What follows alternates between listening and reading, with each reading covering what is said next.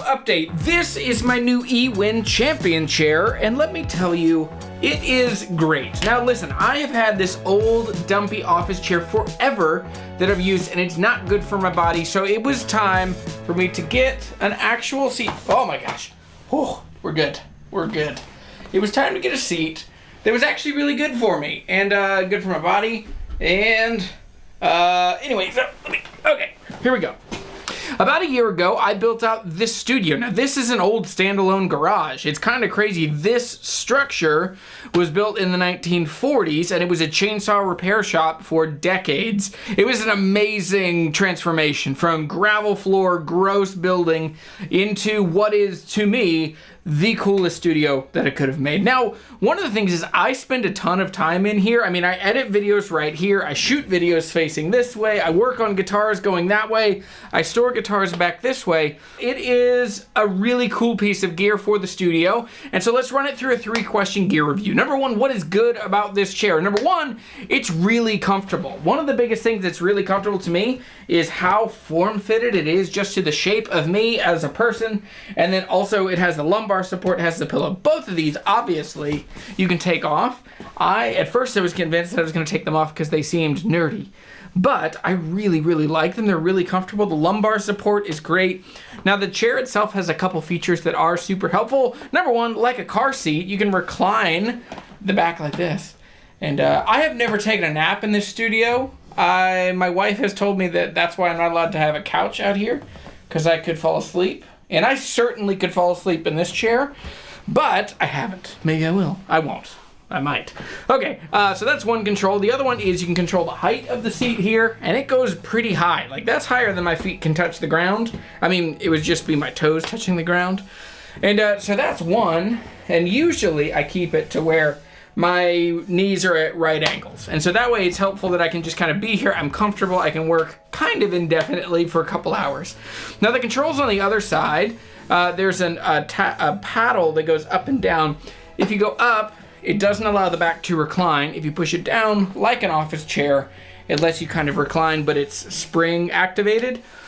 So anyway, most of the controls are pretty similar. They're pretty intuitive to how you would expect an office chair to work.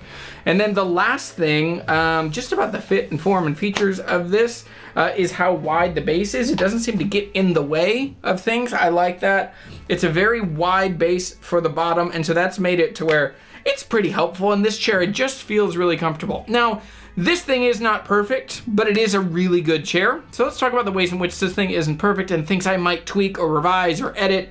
Number one, when I wear shorts, and I don't wear shorts very often because I get picked on in the comments about having super pale legs, whatever, I don't care. But when I wear shorts, the material on this, it's this kind of quilty, textured material. It seems to grab my legs a lot, like a lot more. So anyway, it's a little annoying to sit in this chair with shorts because it just grabs my skin just a little bit. Not uncomfortable, but just a bit annoying. The other things that are a little tricky about this, and so here's the thing, I have to show you this. Okay, if you're in a studio like this, I mean, I regularly find myself at the bench over here working at the computer, and then I'm like, oh, I need to go over here for something. And I end up doing this kind of maneuver, this scoot, and you've probably seen that scoot in yourself, in my, whatever. But there are times, and if you're not sitting all the way back in the chair, and if you scoot, this thing wants to just dump you straight out on your tailbone. Like, it's not hard. There it goes. So it's not hard to get it, and it's a heavy chair, and so, yeah, that's one of the biggest ways that it is not perfect. And part of it, I mean, the base is already so wide, I don't know how they can make it any wider, but I just know if I'm gonna be scooting it, I have to sit all the way back in the chair. Because even if you just sit on the edge, it's pretty good at flipping. So this chair is the freaking cat's pajamas. This came from James Madison University, my alma mater. Also, it came from my friend Don. This is a super cool, they call this a propeller chair. And but it is the most uncomfortable, the most noisy thing that I've ever sat on. I love the way it looks. I love the mojo and the vibe and the friendship that is behind this chair, but it is noisy, it is clanky, it makes my legs fall asleep. That's a true story. It genuinely makes my legs fall asleep. So when I've sat on this, especially for the live shows, we do live shows Friday afternoons at 2 o'clock Eastern time.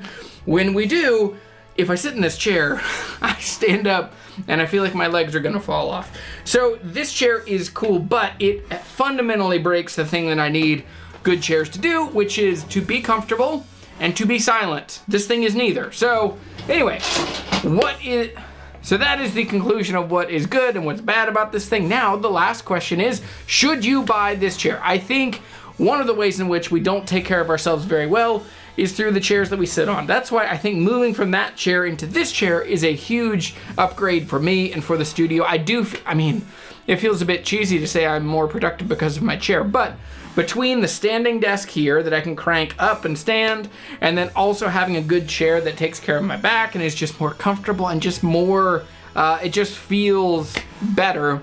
It has increased the quality of my output and just my work in general, the experience of work.